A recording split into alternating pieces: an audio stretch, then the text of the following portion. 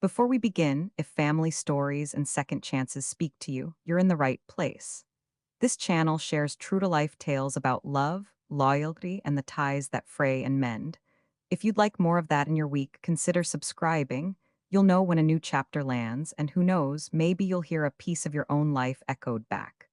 Today's story is called My Son Chose His Influencer Wife Over Me Until the Live Stream. The night the microphone betrayed my daughter in law, the house was quiet in the way only a late Sunday can be.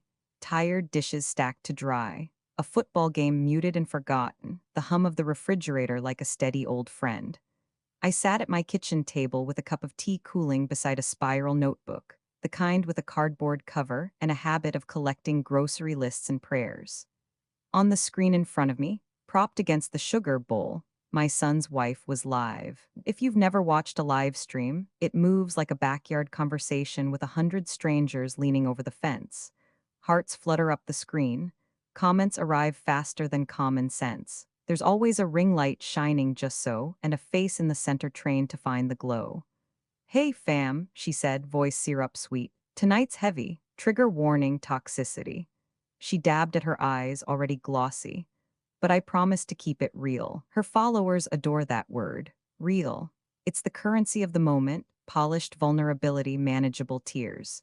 She spoke about boundaries and self-care, about protecting your energy from people who don't clap when you win. The chat lit up like a 4th of July sky. We got you, girl. Stay strong. Cut the negativity. Every other message came with a heart or a crown. I listened, at first, the way you listen to weather rolling in. She was careful with nouns, vague with blame. A family member. Someone close. A person who should be your safe place. The camera framed her face so tight I could count her eyelashes, and behind those lashes I saw a performance I knew by heart. Not because I'd seen it on screens, because I'd seen it in kitchens and waiting rooms and parking lots at dusk. People posing as the hurt in order to keep from saying they've done the hurting. Then it happened, the smallest thing, the honest thing, the mic. It was clipped to her sweater, a tidy little black dot at her collarbone. She had just leaned in to fold herself over, both hands clasped like prayer when the clasp came loose. The microphone dropped, snagged briefly on a strand of hair, then swung free like a pendulum and clicked against the glass edge of the desk. The sound was sudden and unplanned, an uninvited guest in a curated room.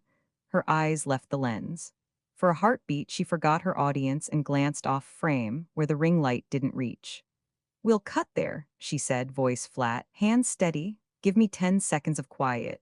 She didn't know the mic was still hot. A door somewhere just outside the picture opened.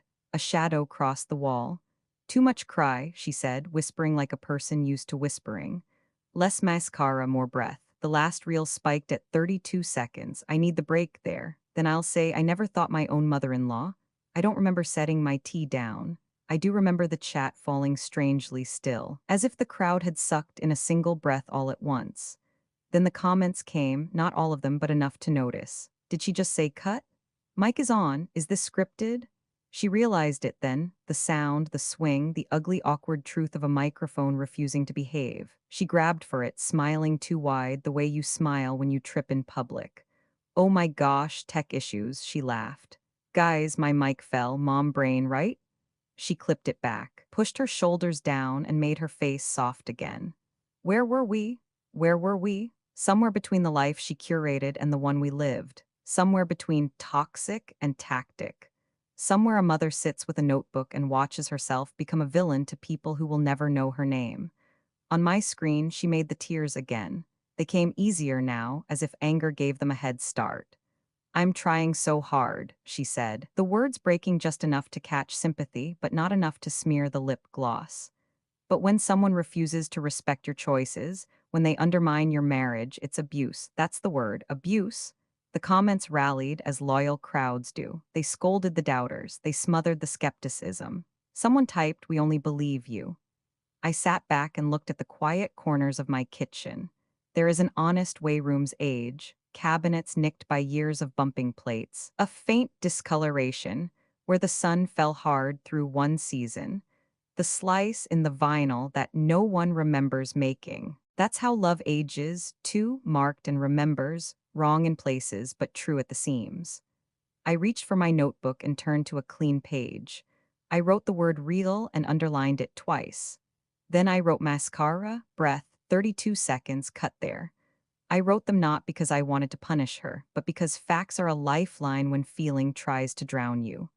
I learned that long before ring lights and brand deals. Back when my son scraped his knees and insisted he was fine while a wet red truth ran down to his sock. I kept watching.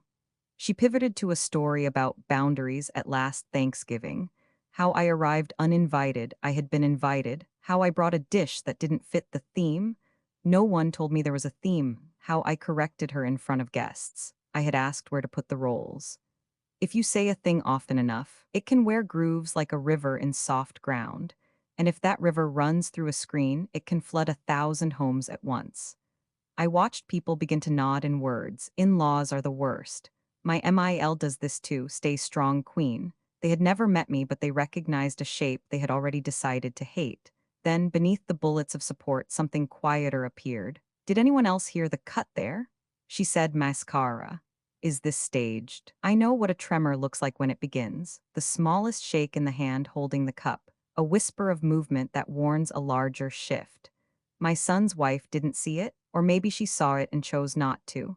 Perhaps that is the nature of momentum. You confuse it with truth because both can carry you far.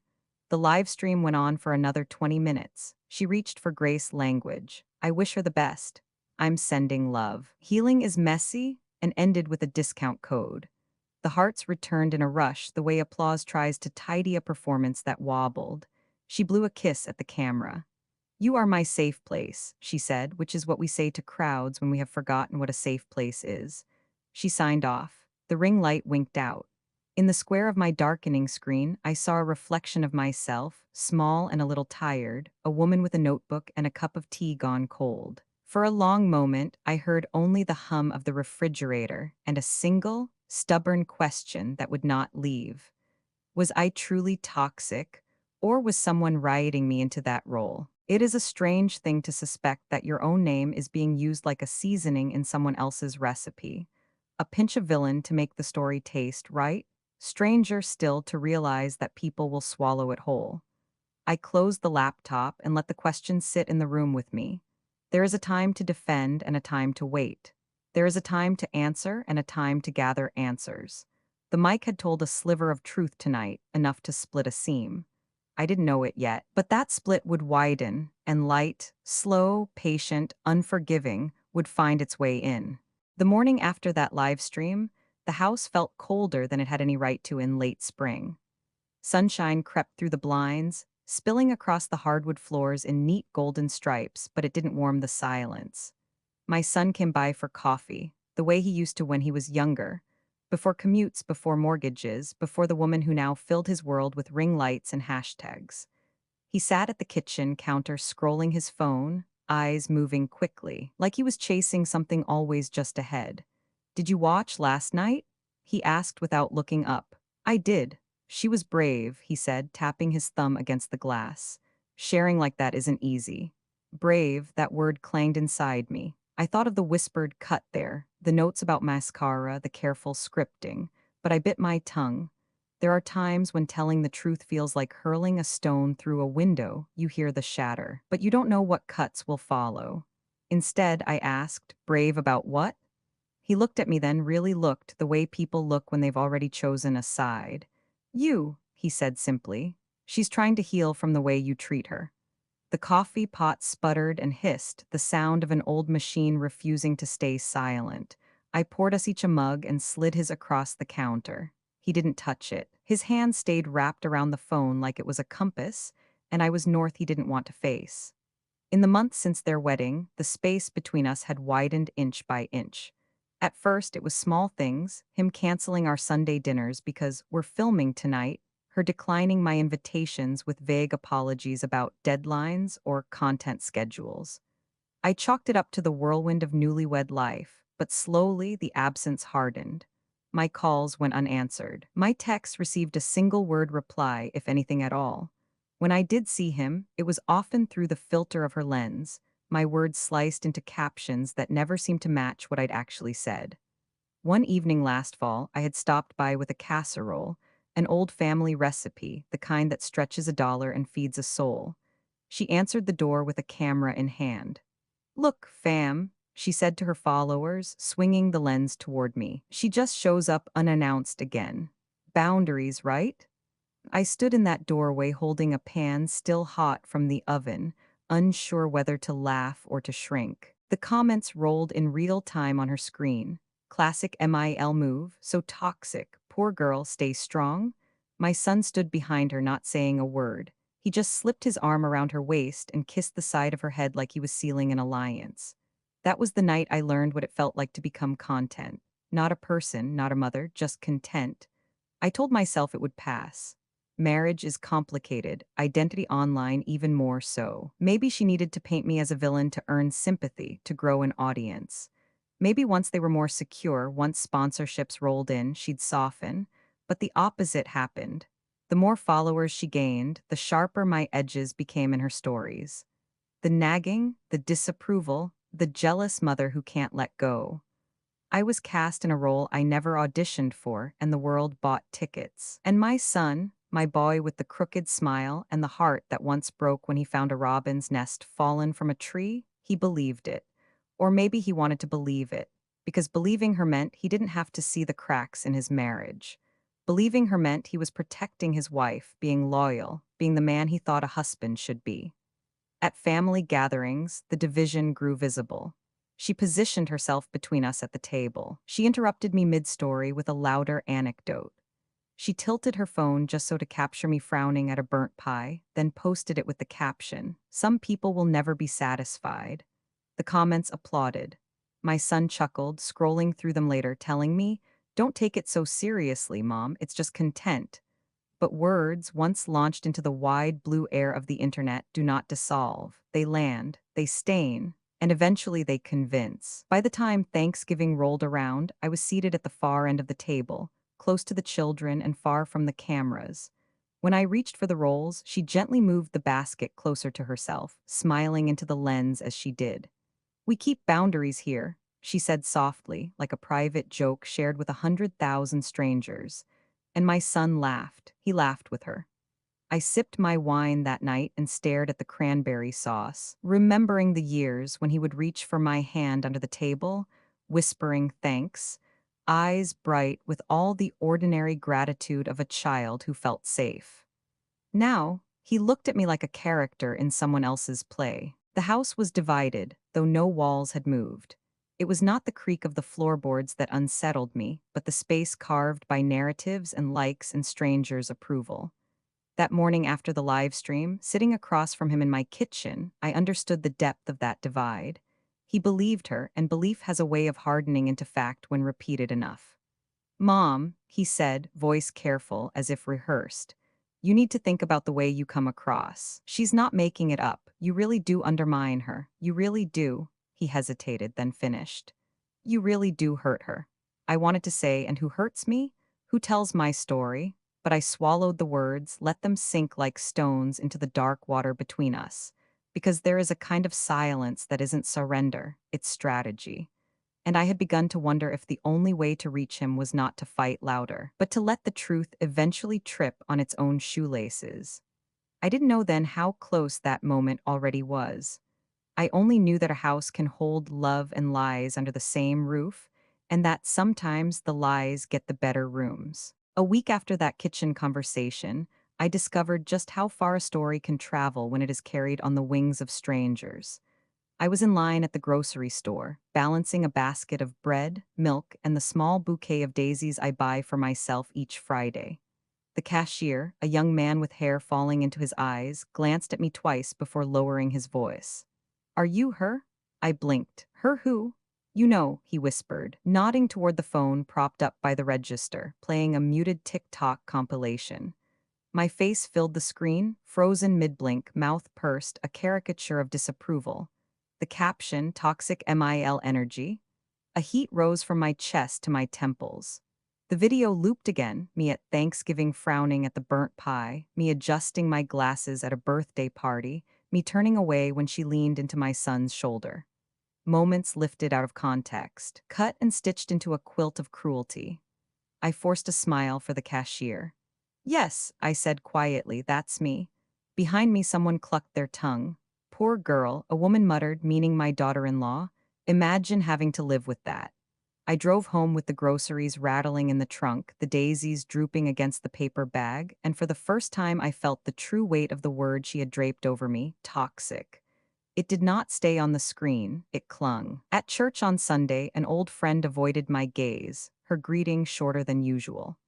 At the library, the children's librarian, once so warm, handed me my books with a practiced smile that did not reach her eyes. Even the mailman, a man who had delivered envelopes to my porch for 15 years, hesitated now, as if uncertain whether to step onto the mat. Words build fences faster than hammers. At night, I scrolled through her feeds, searching for myself in every clip. There I was, rolling my eyes when she explained her dream board. I had been reacting to a mosquito buzzing in my ear.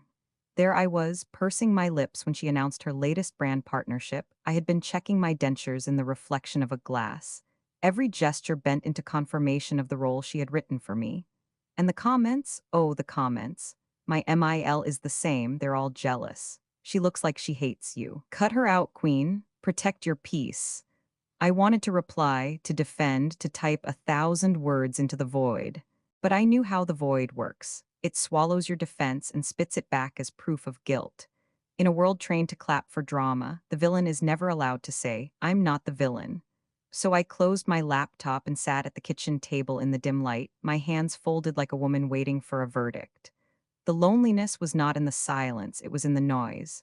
Millions of voices, none of whom knew me, all convinced they did. And my son? He drifted further. Calls came less, visits shorter. When we did speak, his words carried a rehearsed edge, as if he had already played out the argument in his head and assigned me my lines. Mom, he said one evening on the phone, you just don't get social media. It's not that serious. She's helping people. Her honesty helps them feel seen. Honesty, I repeated, my voice flat. Yes, people relate, they're grateful. Don't you want her to succeed? I bit back the 100 answers pressing at my throat. What I wanted was not her failure, but my son's clarity. What I wanted was a world where truth mattered more than clicks.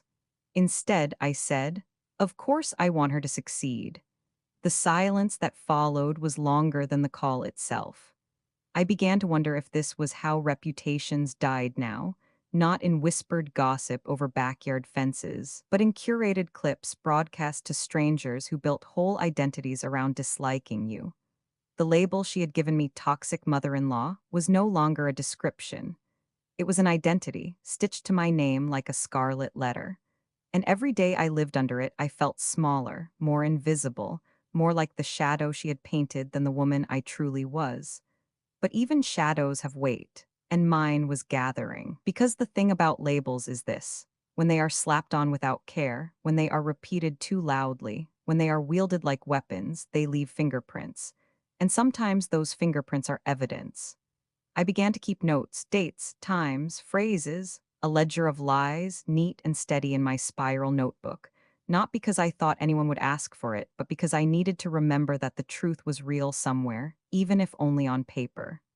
And late at night, when the comments screamed loudest in my head, I would press my palm against those pages and remind myself, I am not who they say I am. Not yet. But I also knew, one day, one crack, one slip, one careless word on a still hot mic would show the world the same thing I had seen. That day had already begun. It was only a matter of time before the label she tried to glue to my skin would peel away in her own hands. The notebook grew thicker each week, its pages layered with the weight of small truths. But outside my quiet kitchen, the world only saw the picture she painted. Her channel was blossoming. Brands lined up to collaborate, skincare, fitness drinks, subscription boxes that promised happiness in cardboard form. She accepted them all, smiling into her camera, her words laced with confessions about the emotional labor of dealing with a judgmental mother-in-law. What they didn't see was how carefully staged it all was. One afternoon, I stopped by their house at my son's request to drop off some family photos he had wanted for a project. I knocked gently and waited. No answer. The blinds were half closed, but through the crack I could see the glow of her ring light, and hear the rise and fall rhythm of her practiced voice. She stood in their living room, a phone propped up at just the right angle, furniture nudged into perfect symmetry behind her. It's exhausting, she told the unseen crowd. Every visit feels like an attack. Every word drips with criticism. Sometimes I cry for hours afterward. On the coffee table, a box of tissues sat with two already pulled out, crumpled but dry. Her cheeks, however, were wet with carefully placed droplets that caught the light just so. I stayed there, hidden in the shadow of the porch, listening. A director could not have arranged it better. The pauses for sympathy, the tilt of her head when she whispered abuse, the way she framed my son as the steadfast protector of a wounded woman. When the stream ended, I tapped the door. She opened it with surprise etched into her face. "Oh, I didn't expect you," she said, her voice softer now, unpolished. She slid the tissues aside quickly, as if to erase their staged importance. "I was just dropping these off," I told her, handing over the envelope of photographs. She accepted it with both hands, her nails painted a pale pink that looked immaculate on camera but chipped slightly at the edges in real life. "Thanks," she said, her smile quick and thin. "We're in the middle of filming, though. Maybe next time call first?" Her tone was polite, but the words were a warning. "You are an intruder here." I nodded, turned back toward my car, but the image stayed with me. The tissues, the light. The words whispered to strangers about a life that wasn't mine but wore my name. It wasn't just content anymore. It was evidence. Evidence of how easily truth could be bent, stretched, clipped, and captioned until the edges no longer resembled the shape of reality. And the cruelest part? My son adored it. Her engagement numbers are insane, he told me later that week over the phone. Brands love her. She's built this whole community around honesty. Honesty, there was that word again. Each time he said it, it cut a little deeper. I wondered if he ever noticed the scripts scattered across their dining table, the notes in her planner that marked which family memory would be recycled into which kind of post. Did he not see the stage lights disguised as lamps? Or had he convinced himself, as she had convinced so many others, that intention didn't matter as long as the message inspired? Because her followers were inspired. They left comments about cutting ties with toxic family, about choosing themselves, about bravery. They told her she was a hero. They told her she was the sister they never had, the mother they wished for, the friend they needed.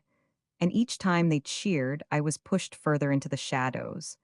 What the world didn't realize was how much those shadows hurt. It wasn't the public ridicule that stung most, it was the private absence. My phone no longer buzzed with texts from my son. He stopped asking me about his childhood recipes or calling when he needed advice on fixing the car. The bridge between us had not burned in fire. It had eroded in silence, washed away by the tide of strangers' approval. Late one night, unable to sleep, I opened her channel again. A new video shimmered at the top of the feed. The thumbnail was a picture of her face streaked with tears. The title read, "When Your Own Family Becomes the Enemy." I clicked. There she was, framed in warm light, a soft blanket wrapped around her shoulders. "It's been hard," she began, her voice trembling just enough.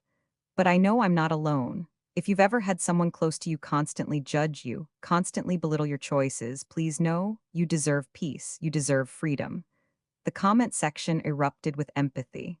Viewers poured out their own stories of difficult parents, of unkind in-laws, of being misunderstood. She nodded along, reading them aloud as though she carried all their pain inside her. And there, beneath the flood of sympathy, my own name appeared. Not typed by me, but typed by her. She spoke it out loud, clear as day. "She thinks she's helping," my daughter-in-law said into the lens, "but my mother-in-law doesn't see the damage she causes. She's toxic, and I can't let that energy into my home anymore." The word toxic hung heavy in the air. It echoed through the kitchen walls, through the glow of the screen, through the very space where I sat listening. I closed my laptop, my hands trembling. For months she had hinted, suggested, insinuated, but now she had named me, directly, to tens of thousands of strangers. And my son had liked the video. His name, his tiny profile picture, sat beneath it, a digital signature that carved deeper than any knife. I sat in the darkness of my kitchen, the notebook open beside me, pen waiting. Slowly, I wrote down the date, the title, the word toxic. I circled it once, then twice, because somewhere inside me, quiet but unshakable, a certainty had begun to grow. If she could use her platform to tell lies, then the very same platform could one day be her undoing. I just had to wait for the next slip, the next mic, the next unguarded second when the truth would forget its mask. After that night, the word toxic no longer floated around me like an accusation. It landed heavy, like a coat draped over my shoulders. Everywhere I went, I carried it. Neighbors looked twice when I waved. Friends spoke to me in tones wrapped with caution, as though afraid I might snap. Even at church, I caught whispers, gentle, pitying whispers, but whispers all the same. I could have lashed out.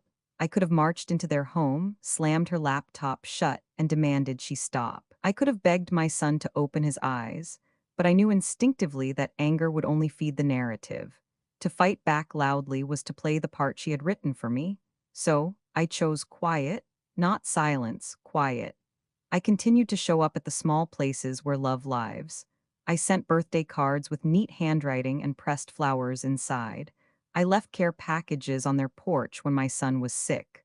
I kept a seat for him at my dinner table each Sunday, though it stayed empty more often than not. And all the while, I watched. There is a kind of listening you learn only after years of raising children, the listening that hears not just the words spoken but the gaps between them. And so I listened. I noticed how her stories always followed the same arc: victimhood, resilience, triumph. I noticed the way she scheduled her bad days for evenings when engagement was highest. I noticed the way she cried with one eye tilted toward the camera, ensuring every tear caught the light. My notebook grew fuller. Phrases copied verbatim, dates logged, screenshots printed at the public library where the old printer sputtered like it was reluctant to help. I tucked each page into a folder, not out of spite, but out of survival, because deep down, I believed one day my son would look at me again the way he once did, with trust, with belief. And when that day came, I needed to have more than words. I needed proof. But proof is not only found in documents. Sometimes it hides in the smallest cracks of everyday life. One afternoon, I stopped by unannounced with a basket of fresh rolls, warm, soft, brushed with butter. She answered the door, phone in hand, mid-recording. "Sorry, fam," she said, turning the camera toward me. She does this all the time, just shows up. I stood there, rolls steaming in my hands, and smiled. "I brought some bread," I said softly. She turned back to the lens. "Boundaries are important, remember? No matter who it is, even family." When she finally shut the door behind me, I caught a glimpse of her notes scrawled across the whiteboard near the kitchen. New sponsor reveal. Toxic MIL story time. Cry break 2 min. I kept my face calm, but inside I burned, not with rage, but with resolve. Later that night, I wrote in my notebook, she plans her tears. The world may have believed her performance, but walls can't lie. They hold echoes, reflections, shadows. I knew if I paid attention long enough, those shadows would betray her. And they did in little ways. A slip of her tongue when she thought the camera was off. A smirk she couldn't quite erase before the live stream ended. A moment when her hand lingered too long on the record button, rehearsing lines before hitting go live. I collected them all, tiny cracks in the mask. But the most important evidence wasn't for the world. It was for me. Because when enough voices call you something, you start to wonder if they're right. The notebook became my anchor, reminding me that I wasn't losing my mind, that I was seeing clearly, that I knew the difference between a mother who makes mistakes and a monster who ruins lives. And slowly, a new kind of strength settled into me. Not the loud kind, not the fight at the door kind, the kind that waits, the kind that trusts time to reveal what it always does, the truth. I looked at my son one evening, sitting across from me at a rare dinner he'd agreed to, his fork pushing food without appetite. His phone buzzed constantly, lighting up with her messages. He smiled dutifully, but his eyes looked tired. That was when I realized I wasn't just waiting for her mask to slip. I was waiting for him to notice how heavy it was for her to wear it. And when he did, I wanted to be ready. So I kept cooking Sunday dinners. I kept sending cards. I kept filling the notebook with facts. Because love, when it is patient and quiet, is not weakness. It is strategy. And I was no longer afraid of the word toxic. I was afraid of losing my son forever. That I could not allow. By the time winter settled over the town, the stories had become routine. Each week brought another video, another caption, another parable of the difficult mother-in-law played out in front of thousands of strangers. I learned to brace myself, the way you brace for thunder after seeing lightning. But nothing prepared me for the night of the family gathering. It was meant to be simple, a birthday for my granddaughter, a chance for laughter and cake. Balloons floated in the corners, paper crowns lay scattered across the dining table, and the smell of frosting hung sweet and heavy in the air. Children's voices echoed, their joy ringing like bells. For one fleeting moment, I let myself believe we might have peace. Then the phone appeared. She lifted it like a priest raises a chalice, her face glowing in the artificial halo of her ring light. "Hey, fam," she cooed. "Welcome to our celebration. But as you know, not every family member is easy to celebrate with." Her lens shifted until it found me. I had been arranging plates, setting them carefully beside each slice of cake. My hand stilled as the red recording dot blinked at me, that unblinking eye that turned ordinary gestures into weapons. I said nothing, but she didn't need me to speak. She filled in the silence. "See? Always disapproving, always judging, even today." She couldn't resist a comment about the decorations. I hadn't said a word about the decorations. I'd complimented them, in fact, told her the pink streamers reminded me of spring tulips. Yet her followers would never know that. They would see the clip later, cut tight, captioned with words I never spoke. The room hushed, the children watching me with wide eyes. My son stood at her side, one hand resting on her shoulder. He didn't defend me, he didn't stop her. He simply looked at me with weary resignation, as if to say, "Mom, why do you make it so hard?" And in that moment, surrounded by balloons and frosting, I realized the role was complete. I was no longer a person in their story. I was a prop, a villain they needed to keep the plot alive. The anger in me flared hot, rising like fire up my chest. I could have snapped then. I could have shouted, torn the phone from her hand, demanded they stop using me as currency. I could have played the scene they wanted, but I didn't. I thought of my notebook. I thought of every page, every date, every note scribbled in quiet handwriting while the world called me something I was not. And I heard my own voice inside me, steady and calm. "Do not give them what they need. Wait, wait." So I smiled. I placed the last plate down, adjusted a crown on my granddaughter's head, and kissed her cheek. But inside, something shifted. It wasn't surrender, it was resolve. That night, when I returned home, I sat at the kitchen table and opened the notebook to a clean page. I wrote in bold letters across the top. She broadcasted tonight, birthday party. Live, accusations made in real time. Then I described every detail, the balloons, the streamers, the cake untouched as the camera turned, the silence of my son beside her. I circled the word live because a live stream is harder to edit, harder to reshape after the fact, harder to hide. And I knew one day, one of those live streams would betray her.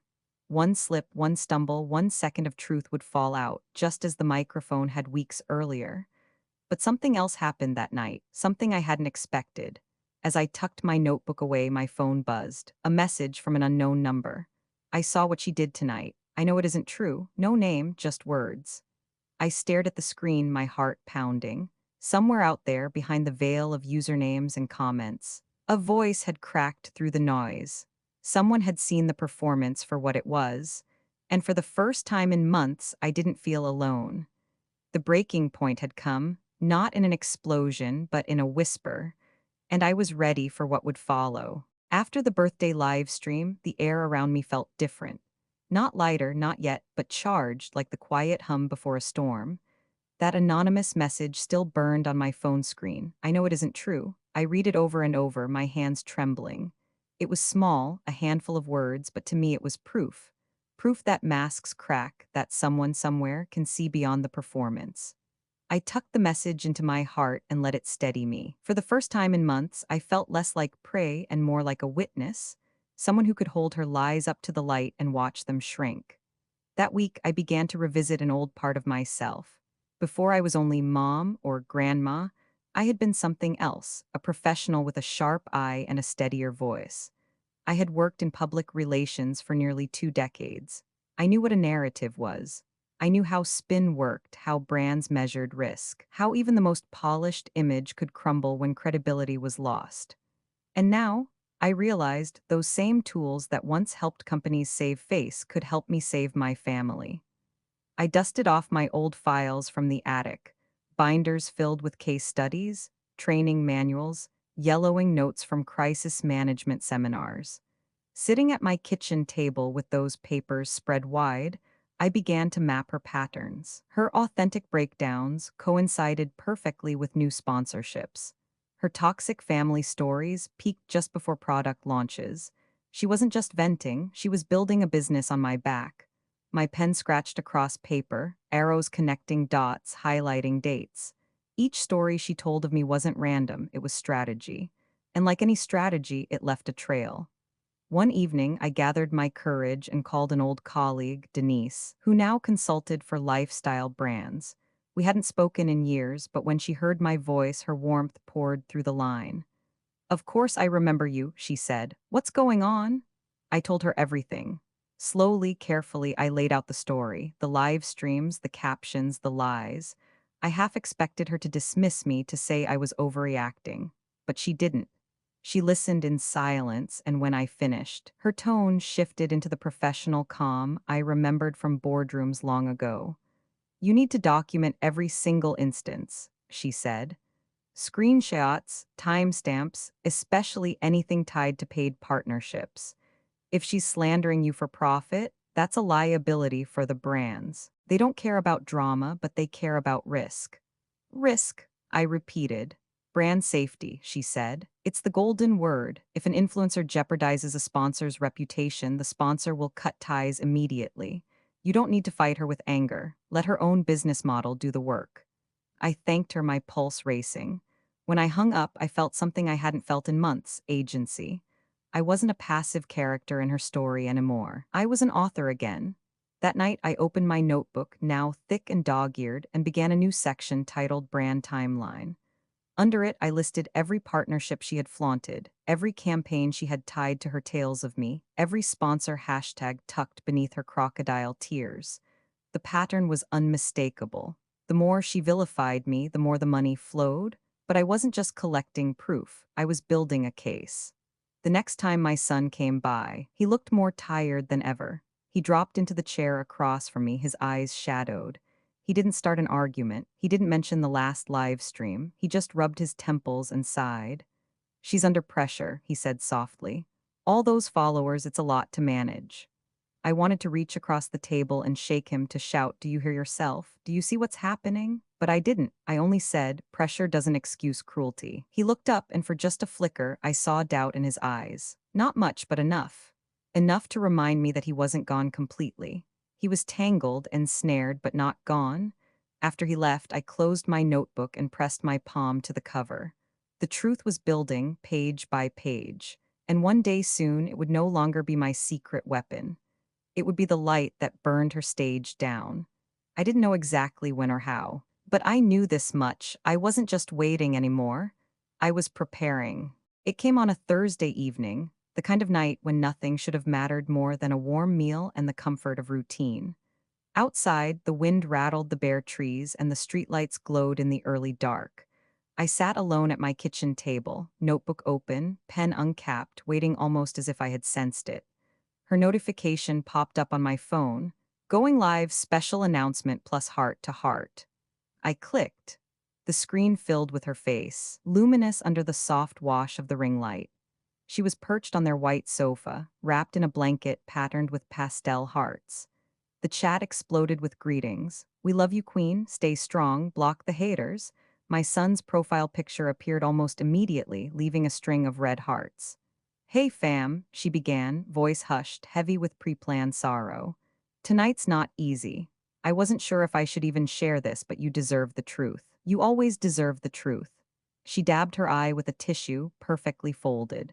I tried. I tried so hard with my mother-in-law, but she refuses to respect me, refuses to accept our marriage. She's toxic, and I can't protect my peace if she's in my life. The chat bloomed in sympathy. "Cut her off. You're so strong. We've got your back." I sat very still, the pen tip hovering above the page. Every word, every phrase was one I'd already recorded in my notes. It was the same script dressed up as revelation. Then came the moment. She shifted the blanket around her shoulders, glanced just off camera, and whispered, barely, but the mic caught it, make sure to cue the comments at 20 minutes. My pen froze. Someone behind the lens answered, a man's voice low and hurried. Got it, engagement spike. She froze too, realizing too late that she hadn't muted. Her eyes darted wide for a flicker, then she plastered on a smile. Anyway, she continued, voice pitched higher, I'm just doing my best. But the chat had already noticed. Cue comments? Did anyone else hear that? Engagement spike? Is this staged? The stream wobbled. She tried to recover, filling the air with forced laughter. Oh my gosh, you guys, tech issues again. The mic picks up the weirdest sounds. Ignore that. But it was too late. The mask had slipped. I leaned closer to the screen, heart pounding. For months, I had waited for this, 1 second of truth breaking through the performance. And here it was, raw and undeniable. Then something else happened. From the corner of the frame, my son appeared. He sat beside her, placing a steadying hand on her shoulder. It's okay, he whispered, not realizing the mic still carried every syllable. Just stick to the script. The script, the word hung there damning, impossible to explain away. The chat erupted. Script, this is fake, unsubbing, wow. The stream ended abruptly. The screen went black. I sat back, notebook trembling under my hand. My chest ached with a mix of triumph and grief. Triumph because the truth had finally cracked its way into the open. Grief because my son's voice had been part of it. He hadn't just believed her stories. He had helped tell them. The phone rang. I jumped. The caller ID showed my son's name. I hesitated before answering. Mom, he said, his voice tight, rushed. Don't believe what you saw. It was taken out of context. Out of context? I repeated softly. She's under pressure. She works so hard. It sounded bad, but it's not what it looked like. I closed my eyes. For a long moment, I said nothing. Because I knew then what Denise had told me was true. Brands didn't care about drama, but they cared about risk. And tonight, on a live stream watched by thousands, she had turned her own story into a liability. When I finally spoke, my voice was calm. I believe what I heard, and so did everyone else. He was silent. I could hear him breathing, sharp and uneven, like a man trapped in a room with no windows. Mom, he said finally, please don't do anything. Don't talk to anyone about this. Just please. But I had already done something. I had the notebook. I had the screenshots. And now I had the live stream recording, saved by countless viewers before she could delete it. For months, I had endured in silence, collecting evidence in the shadows. Now the evidence was in the light for all to see. That night, as I lay awake staring at the ceiling, I realized something important. I didn't need to fight her anymore. She had fought herself. All I had to do was stand still and let the truth finish what it had already begun. The morning after the live stream slip, the world around her shifted like sand under a wave. By dawn, clips of the broadcast had spread across TikTok, Reddit, and Twitter. The part where she whispered, "Cue the comments," replayed endlessly, each loop like a drumbeat against her carefully crafted image. Strangers dissected her words frame by frame, slowing down the moment my son leaned into the shot and said, "Stick to the script." Commentary flooded in. No longer worship, but suspicion. Was this whole thing fake? Did she really invent her MIL drama for clout? What kind of person scripts trauma for brand deals? By noon, hashtags once filled with adoration twisted against her. Hash fake tears, hash scripted pain, hash cancel the queen. I didn't celebrate, not outwardly. The truth has a strange taste. It's sharp and satisfying, but bitter too, because it always comes wrapped in loss. I made myself coffee and sat at the table with my notebook, watching the fallout unfold. Each sponsor began to distance itself. First, a skincare brand released a statement. We value authenticity and transparency. Effective immediately, we are no longer affiliated with. Her name followed, sharp as a blade. By evening, 2 more brands had done the same. My phone buzzed with texts from neighbors, friends, even acquaintances I hadn't heard from in years. You were right all along. We're so sorry. We should have known better. But their apologies landed hollow. They hadn't defended me when it mattered. They had believed the lie because it was easier, because it fit neatly into their own stories. In the middle of it all, my son came to see me. He stood on my porch in the pale afternoon light, shoulders slumped, his face tired in a way I hadn't seen since he was a boy. When I opened the door, he didn't speak right away. He just looked at me, searching for something, perhaps forgiveness, perhaps words he couldn't yet shape. Finally, he said, "You saw it, didn't you?" I nodded. He ran a hand through his hair, sighing. "It's bad, Mom, real bad. She's losing everything. The contracts, the followers, it's all collapsing." His voice carried not just worry, but shame. I let him in. We sat across from each other at the table. The same place where, weeks before, he had accused me of hurting her. Now he couldn't meet my eyes. "I thought I was protecting her," he admitted, his words breaking. "She said the platform was everything. She said telling those stories made people feel less alone. I believed her. I helped her. And now?" His voice trailed off. "And now," I finished softly, "you see the cost." He nodded, pressing his palms together like a man in prayer. "I'm sorry, Mom. I should have listened. I should have trusted you." I wanted to be angry, to remind him of the nights I cried alone, the times I walked through grocery aisles with strangers' stares burning my skin. But instead, I reached across the table and laid my hand over his. "Lies are heavy," I said. "They wear people down, even the ones who believe them, but the truth always waits. And when it arrives, it doesn't need shouting, it speaks for itself." He looked at me then, really looked, and for the first time in months, I saw my son again. Not the silent partner in her performance, not the dutiful defender of her scripts, but the boy who once trusted me without question. Tears welled in his eyes. "What do we do now?" I glanced at the notebook, thick and worn from months of scribbled entries, and closed it with a firm hand. "We don't need this anymore," I told him. "The world has its proof. What we need now is to start over." That evening, as the sun dipped low and the streetlights flickered on, he stayed for dinner. We ate in the quiet comfort of ordinary life. No cameras, no scripts, no audience. Just a mother and her son, rebuilding something fragile but real. And somewhere across town, as her empire crumbled one sponsorship at a time, I felt no triumph, only a steady calm. Because justice, when it finally comes, is not about revenge. It is about restoration. And though we were not whole yet, we had taken the first step back toward each other. The rest would follow. In the weeks that followed, the noise died down. The hashtags that had once trended burned out, replaced by newer scandals, fresher drama. Her follower count plummeted, sponsors vanished, and the ring light in their living room dimmed for the last time. My son moved back into the small guest room he'd once painted blue as a teenager. At first, he carried his shame with him like a second shadow, speaking little, eating in silence. But day by day, the weight lifted. We fell into old rhythms, sharing morning coffee, debating over which radio station to play while we cooked, laughing at the absurdities of television game shows. One evening, as the sun set in a blaze of orange and violet, he joined me on the porch. The quiet between us was no longer tense, it was soft, almost healing. "Mom," he said, his voice low, "I don't know if you can forgive me." I reached for his hand, gripping it firmly. "Forgiveness isn't a gift you have to earn," I told him. "It's what family does. We stumble, we hurt each other, but we find our way back." He looked at me then, tears catching in his lashes. For the first time in a long while, he didn't look like a stranger. He looked like my son, the boy who once built Lego castles at my feet, who once promised to protect me from monsters. And I realized he had kept that promise after all, not by shielding me from the monster outside, but by finally recognizing the monster within his own home. Life did not return to what it had been before. How could it?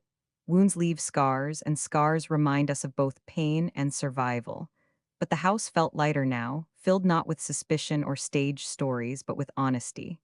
Sometimes honesty is painful, sometimes it stings, but it never corrodes, it strengthens. On Sundays, I cooked again: roast chicken, apple pie, the kind of meals that smell like love. My son helped set the table, placing plates with care, as if each one was an offering. And for the first time in months, I no longer felt like content in someone else's performance. I felt like a mother again.